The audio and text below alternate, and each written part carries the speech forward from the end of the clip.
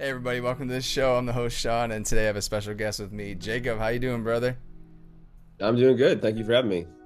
These days, anyway, yeah, I'd say I'm best known for the work that I'm doing, right?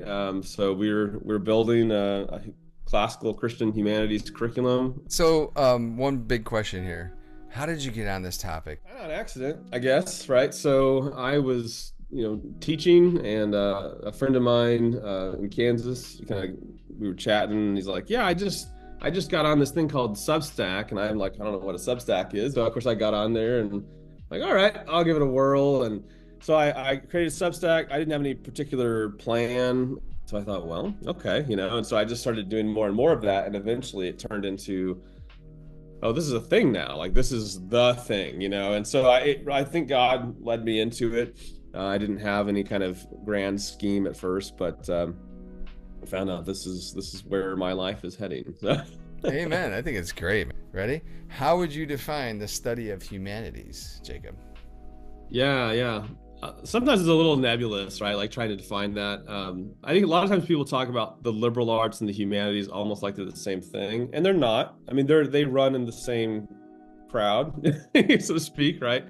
So like the liberal arts, there's the seven liberal arts, right? There's the trivium and the quadrivium, and the liberal arts are really learning how to learn. They're the arts that equip a person uh, to master themselves as a thinker, speaker, reader, writer, and then also master the abilities to engage. So the humanities then are things like history and literature and philosophy and arts and just all kinds of things. And they get into like, what does it mean to be human, and like, what is the human experience? And It does. Now, I heard a term on one of the, I think it was maybe YouTube, might have been Parker or one of them guys. Shout out to Parker. Parker Set Case is awesome, by the way. I Yes, love Parker. yeah, me too. I love his stuff. But there was a term called great books adjacent. Yes. Yeah, so Yep. talk about that for a second, because it's kind of flows right now with what you're saying. How important is it now, Jacob, to have a guide through the books, the eisegesis opposed to exegesis? Yeah, sure. So yes. So, Jacob, I do want to say, before we close, I did have a couple fun things for you real quick. Okay. All right. Here we go. Which classic book character would you want as your study buddy, and why would they end up distracting you? He always just follows like whatever just kind of comes up, like, I thought we were talking about virtue. Why are we over here talking like etymology of some word, and now we're talking about, like math and like we were trying to decide this thing, and but he's just always like, yeah, but somebody kind of brought something else up, and we'll get back to it. I love it. All right. So here's one. What classic book would make the best reality TV show, and why? Oh my gosh.